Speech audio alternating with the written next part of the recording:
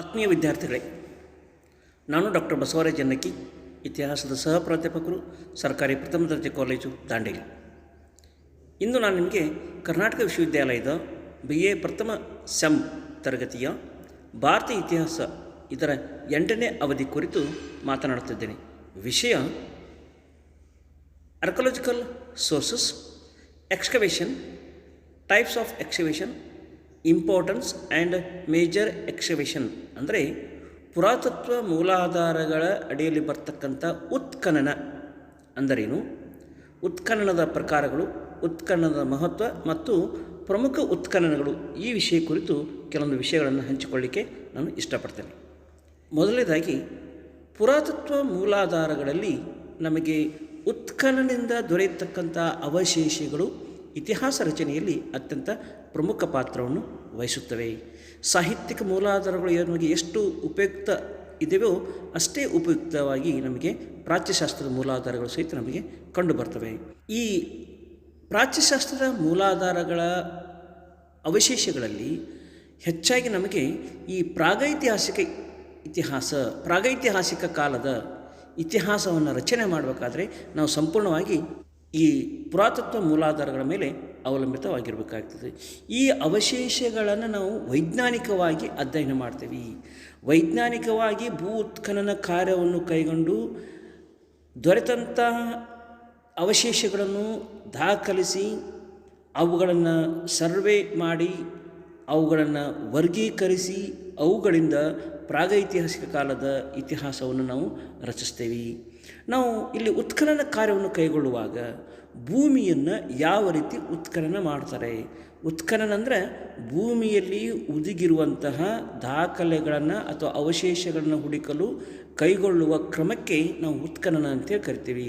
ಇಲ್ಲಿ ಮೊದಲನೇದಾಗಿ ಭೂಮಿ ಯಾವುದೇ ಒಂದು ಪ್ರದೇಶವನ್ನು ನಾವು ಐತಿಹಾಸಿಕ ನೆಲೆ ಅಥವಾ ಐತಿಹಾಸಿಕ ಸ್ಥಳ ಎಂದು ಗುರುತಿಸಿದ ತಕ್ಷಣ ನಾವು ಅಲ್ಲಿ ಉತ್ಖನನ ಕಾರ್ಯವನ್ನು ಕೈಗೊಳ್ತೀವಿ. ಮೊದಲನೇದಾಗಿ ಭೂಮಿಯನ್ನು ಮೇಲಿನ ಪದರಿನಿಂದ ಕೆಳಗಡೆ ಪದರಿನವರೆಗೆ ಸುಮಾರು ಒಂದು 15 ಫೂಟು 20 ಫೂಟ್ ಅಡಿಗಳಷ್ಟು ನಾವು ಭೂಮಿಯನ್ನು ಒಂದು ಮಣ್ಣನ್ನು ತೆಗೆದುಕೊಂಡು ಹೋಗ್ತೇವೆ. ಇದಕ್ಕೆ ವರ್ಟಿಕಲ್ ಎಕ್ಸ್ಕವೇಷನ್ ಅಂತೇಳಿ ಕರೀತಾರೆ.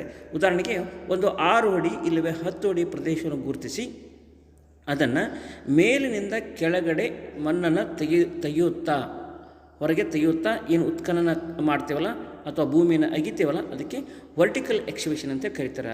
ಅದೇ ರೀತಿಯಾಗಿ ಅದೇ ಪ್ರದೇಶವನ್ನು ನಾವು ಉದ್ದಗಲವಾಗಿ ಪೂರ್ವದಿಂದ ಪಶ್ಚಿಮಕ್ಕೆ ಅಥವಾ ಉತ್ತರದಿಂದ ದಕ್ಷಿಣಕ್ಕೆ ಮೇಲಿನ ಮಣ್ಣನ್ನು ತೆಗೆಯುತ್ತಾ ಒಳಗಡೆ ಹೋಗುವ ಒಂದು ಕ್ರಮಕ್ಕೆ ಹಾರಿಜಾಂಟಲ್ ಎಕ್ಸ್ಕವೇಷನ್ ಅಂತೇಳಿ ಕರಿತೀವಿ. So digging A small surface area from top to bottom, it is called as vertical excavation. Horizontal excavation means it is a large surface area will be exposed in a horizontal manner, that is either from east to west or from south to north. So this is how it is broadly classified into vertical excavation and horizontal excavation. So this is the picture. The blue picture shows the vertical excavation. ಇಲ್ಲಿ ನೀಲಿ ಚಿತ್ರ ಏನಿದೆಯಲ್ಲ ಇದು ಮೇಲ್ಭಾಗದಿಂದ ಕೆಳಭಾಗಕ್ಕೆ ನಾವು ಯಾವ ರೀತಿ ಉತ್ಖನನ ಕಾರ್ಯ ಮಾಡ್ತೀವಿ ಅನ್ನೋದು ಇದೊಂದು ಚಿತ್ರ. ಅದೇ ರೀತಿಯಾಗಿ ಪಕ್ಕದಲ್ಲಿರ್ತಕ್ಕಂಥ ಒಂದು ಸ್ಮಾಲ್ ಏರಿಯಾದಲ್ಲಿ ನಾವು ಅಗಲವಾಗಿ ಏನು ತೆಗಿತೀವಲ್ಲ ಈ ಒಂದು ಪ್ರದೇಶಕ್ಕೆ ನಾವು ಹಾರಿಜಾಂಟಲ್ ಎಕ್ಸ್ಕವೇಷನ್ ಅಂತೇಳಿ ಕರಿತೀವಿ. So this is the best example of horizontal excavation. ಈಗ ನಾವು ಇದರ ಒಂದು ವರ್ಟಿಕಲ್ ಎಕ್ಸ್ಕವೇಷನ್ ಬಗ್ಗೆ ನೋಡೋದಾದರೆ, here we are digging the earth surface from top to bottom. ಇಲ್ಲಿ ನಿಗದಿಪಡಿಸಿದ ಭೂಮಿಯನ್ನು ಮೇಲ್ಭಾಗದಿಂದ ತೆಳಭಾಗಕ್ಕೆ ಭೂಮಿಯನ್ನು ಮಣ್ಣನ್ನು ತೆಗೆದುಕೊಳ್ಳುತ್ತಾ ಹೋಗ್ತೇವೆ ಅಥವಾ ತೆಗೆಯುತ್ತಾ ಹೋಗುತ್ತೇವೆ, ಅಥವಾ we are digging the earth surface from top to bottom. ಇಲ್ಲಿ ನಾವು ಭಾಳಷ್ಟು ಸೂಕ್ಷ್ಮವಾಗಿ ಮತ್ತು ವಸ್ತುಗಳನ್ನು ಗಮನಿಸುತ್ತಾ ಉತ್ಖನನ ಕಾರ್ಯವನ್ನು ಮಾಡಬೇಕಾಗ್ತದೆ. ಯಾವುದೇ ಪ್ರಬಲ ವಸ್ತುಗಳನ್ನಾಗಲಿ ಅಥವಾ ಈ ದೊಡ್ಡ ದೊಡ್ಡ ಮಷಿನ್ಗಳನ್ನಾಗಲಿ ಈ ಉತ್ಖನನ ಕಾರ್ಯಕ್ಕೆ ಬಳಸಕೂಡದು. ನುರಿತ ಅನುಭವ ಪಡೆದ ವ್ಯಕ್ತಿಗಳಿಂದ ಸಣ್ಣ ಕಬ್ಬಿಣದ ಉಪಕರಣಗಳಿಂದ ಮಣ್ಣನ್ನು ತೆಗೆದುಕೊಳ್ಳುತ್ತಾ ಹೋಗಬೇಕಾಗುತ್ತದೆ.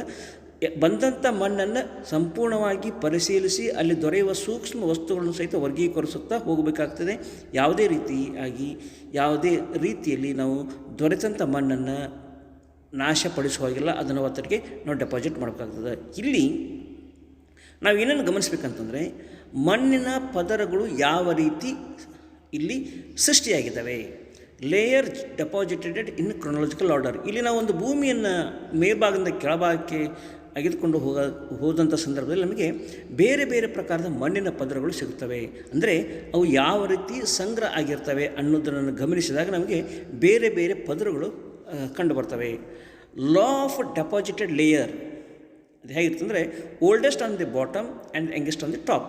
ಇದು ಒಂದು ಭೂಮಿಯ ಲಕ್ಷಣ. ಇದು ಇಲ್ಲಿ different remains will be get in different layers. ಇಲ್ಲಿ ನಮಗೆ ಬೇರೆ ಬೇರೆ ಸಂದರ್ಭದಲ್ಲಿ ಸಂಗ್ರಹಿಸಲ್ಪಟ್ಟಂಥ ಅವಶೇಷಗಳು ಬೇರೆ ಬೇರೆ ಪದರಿನಲ್ಲಿ ನಮಗೆ ಕಂಡುಬರ್ತವೆ. ಹೀಗಾಗಿ ಪುರಾತತ್ವಜ್ಞರು ಅಥವಾ ಅವುಗಳನ್ನ ಸರ್ವೆ ಮಾಡ್ತಕ್ಕಂಥ ಅಧಿಕಾರಿಗಳು ಅವುಗಳನ್ನು ಅಳತೆ ಮಾಡುತ್ತಾ ಅವುಗಳನ್ನು ವರ್ಗೀಕರಿಸುತ್ತಾ ಇಲ್ಲಿ ಉತ್ಖನನ ಕಾರ್ಯವನ್ನು ಮಾಡಬೇಕಾಗುತ್ತೆ. ಜೊತೆಗೆ ಅವು ಸಮುದ್ರ ಮಟ್ಟಕ್ಕಿಂತ ಎಷ್ಟು ಪ್ರಮಾಣದಲ್ಲಿ ಎತ್ತರ ಪ್ರಮಾಣದಲ್ಲಿ ಇತ್ತು ಅನ್ನೋದು ಸಹಿತ ಅವರು ಅಳತೆ ಮಾಡಬೇಕಾಗ್ತದೆ. ಹೀಗೆ in vertical excavation archaeologists dig the earth surface from top to bottom and they will know the layer deposited in a chronological order, and the layers always deposited, the oldest will be always at the bottom and the youngest on the top.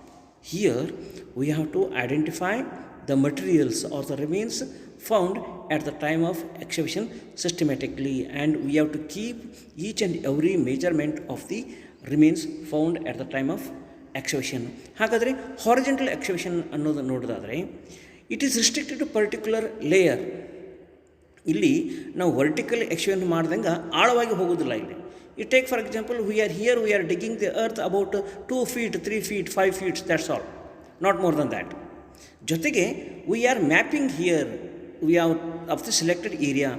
Horizontal excavationದಲ್ಲಿ we are excavating a restricted area from left to right or from east to west or from south to north in a selected area. First we have to identify the place, we have to map it, we have to draw east-west axis and north-south y-axis. ಇಲ್ಲಿ ಪ್ರತಿಯೊಂದು ಲೇಯರನ್ನು ಸಹಿತ ಸೂಕ್ಷ್ಮವಾಗಿ ಗಮನಿಸಿ ಅವುಗಳು next ಅಥವಾ ಮುಂದಿನ ಒಂದು ಪದರಿಗೆ ಬರುವಾಗ ಅವು ಯಾವ ರೀತಿ ಬದಲಾವಣೆ ಹೊಂದಿರ್ತಾವೆ ಅನ್ನೋದು ಸಹಿತ ನಾವು ಸೂಕ್ಷ್ಮವಾಗಿ ಗಮನಿಸಬೇಕಾಗ್ತವೆ. ಹೀಗಾಗಿ ಪ್ರತಿಯೊಂದು ಐತಿಹಾಸಿಕ ನೆಲೆಗಳಲ್ಲಿ ಈ ರೀತಿ ವರ್ಟಿಕಲ್ ಮತ್ತು ಹಾರಿಜಾಂಟಲ್ ಎಕ್ಸ್ಕವೇಷನ್ ಕೈಗೊಂಡಾಗ ಮಾತ್ರ ನಮಗೆ ಸಾಕಷ್ಟು ಅಂಶಗಳು ಬೆಳಕಿಗೆ ಬರ್ತಾವೆ. ದೊರೆತಂಥ ವಸ್ತುಗಳನ್ನು ನಾವು ಅತ್ಯಂತ ಸೂಕ್ಷ್ಮವಾಗಿ ಅವನ್ನು ಸಂಗ್ರಹಿಸಿಡಬೇಕಾಗ್ತದೆ. ನಾವು let us see the importance of excavation. Particular period of history is completely dependent upon archaeological sources like prehistoric period. ಹೀಗೆ ಪ್ರಾಗೈತಿಹಾಸಿಕ ಕಾಲದ ಇತಿಹಾಸವು ಸಂಪೂರ್ಣವಾಗಿ ಉತ್ಖನನದ ದಾಖಲೆಗಳನ್ನು ಆಧರಿಸಿ ರಚನೆಗೊಂಡಿರುವುದರಿಂದ ನಮಗೆ ಯಾವುದೇ ಸಾಹಿತ್ಯ ಕೃತಿಗಳು ಲಭ್ಯವಾಗಿರುವುದಿಲ್ಲ. ಹೀಗಾಗಿ ನಾವು ಆ ಕಾಲಘಟ್ಟದ ಇತಿಹಾಸ ಸಂಪೂರ್ಣವಾಗಿ ನಮಗೆ ಪ್ರಾಚ್ಯ ವಸ್ತುದ ಅವಶೇಷಗಳ ಮೇಲಿಂದ ರಚನೆಯಾಗಿದೆ. ಇವುಗಳನ್ನು ನಾವು ವೈಜ್ಞಾನಿಕವಾಗಿ ಅಧ್ಯಯನ ಮಾಡಬೇಕಾಗ್ತದೆ. ಇಲ್ಲಿ ಸಿಕ್ಕಂಥ ಒಂದು ದತ್ತಾಂಶಗಳನ್ನು ಅಥವಾ ಅಂಶಗಳನ್ನು ನಾವು ದಾಖಲಿಸಿಕೊಳ್ಳಬೇಕಾಗ್ತದೆ.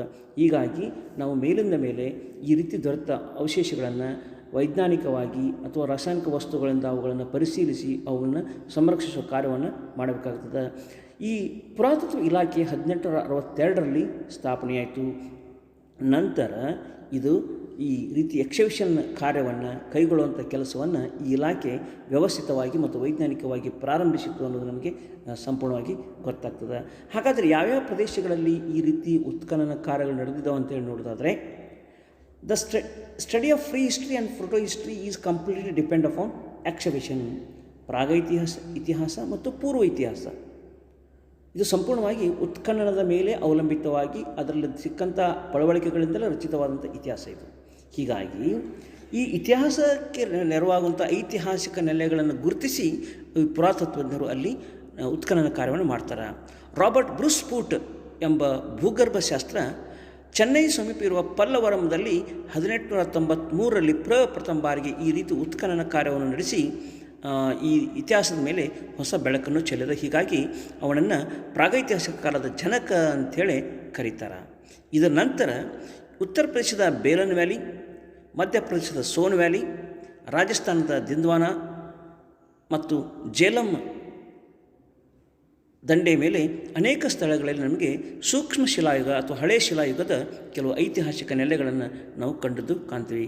ಅದೇ ರೀತಿ ಇನ್ನಿತರ ಉತ್ಖನನ ಕಾರ್ಯಗಳ ಸ್ಥಳಗಳನ್ನು ನೋಡೋದಾದರೆ ರಾಜಸ್ಥಾನದ ಬಾಗೋರ್ ಆಗಿರ್ಬೋದು, ತಿವಾರ, ಖಾನೇವಾಲ್ ಗುಜರಾತಲ್ಲಿ, ರತನ್ಪುರ್ ಗುಜರಾತಲ್ಲಿ, ಅಜಮ್ಗರ್ ಮಧ್ಯಪ್ರದೇಶದಲ್ಲಿ, ಬಿಂಬೆಡ್ಕಾ ಮಧ್ಯಪ್ರದೇಶದಲ್ಲಿ ಇಲ್ಲಿ ನಮಗೆ ಸೂಕ್ಷ್ಮ ಶಿಲಾಯುಗದ ನೆಲೆಗಳನ್ನು ಸಹಿತ ನಾವು ಕಾಣ್ತೀವಿ. ಇಷ್ಟೇ ಅಲ್ಲ, ಕಾಶ್ಮೀರ, ಶ್ರೀನಗರ್, ರಾಜಸ್ಥಾನ್, ಆಂಧ್ರ ಪ್ರದೇಶ್ ಮತ್ತು ಕರ್ನಾಟಕದಲ್ಲಿ ಸಹಿತ ಅನೇಕ ನೆಲೆಗಳಲ್ಲಿ ನಾವು ಈ ನಿಯೋಲಿಥಿಕ್ ಹೊಸ ಶಿಲಾಯುಗದ ಐತಿಹಾಸಿಕ ಸ್ಥಳಗಳನ್ನು ಪತ್ತೆ ಹಚ್ಚಿದ್ದು ನಾವು ಕಂಡುಬರ್ತೇವೆ. ಇದರ ಜೊತೆಗೆ ಸಿಂಧೂ ನಾಗರಿಕತೆ ಇಲ್ಲಿ ಹರಪ್ಪ, ಮೊಹೆಂಜೊದಾರೋ, ಲೋಥಲ್, ಕಾಲಿಬಂಗನ್, ಧೋಲಾವೀರ, ಲೋಥಲ್ ಆಗಿರ್ಬೋದು, ರಾಕಿಗರಿ ಆಗಿರ್ಬೋದು, ರೂಪಾರ ಆಗಿರ್ಬೋದು, ಹೀಗೆ ಅನೇಕ ಸ್ಥಳಗಳಲ್ಲಿ ಈ ಇತಿಹಾಸದ ಪುರಾತತ್ವಜ್ಞರು ಅನೇಕ ಅವಶೇಷಗಳನ್ನು ಪತ್ತೆ ಹಚ್ಚಿದ್ದಾರೆ. ಹೀಗೆ ನಂತರ ಬಂದಂಥ ನೆಲೆಗಳನ್ನು ನೋಡೋದಾದರೆ ಹಸ್ತಿನಾಪುರ ಇರ್ಬೋದು, ಕುರುಕ್ಷೇತ್ರ ಇರ್ಬೋದು, ಪಾನಿಪತ್, ಮಥುರಾ, ಬೈರಾತ್, ಪಾಟ್ಲಿಪುತ್ರ, ನಲಂದ ವಿಶ್ವವಿದ್ಯಾಲಯ ಇಲ್ಲಿ ಸಹಿತ ಅನೇಕ ನೆಲೆಗಳನ್ನು ಕಂಡುಹಿಡಿದರು. The major exhibition works were undertaken by Bruce Foote, who is considered as the father of prehistoric period. For the first time he conducted excavation work at Pallavaram near Chennai in 1863. Then onwards this excavation work was started very systematically. They were conducted at Belan Valley in UP, Son Valley in Madhya Pradesh, Didwana in Rajasthan, Jhelum in Punjab. These were the sites of Paleolithic period. Next we shall see the Mesolithic sites at Bagor in Rajasthan, Tiwara in Rajasthan, Khanewala and Ratanpur in Gujarat, Adamgarh in Madhya Pradesh, Bhimbetka is also at Madhya Pradesh.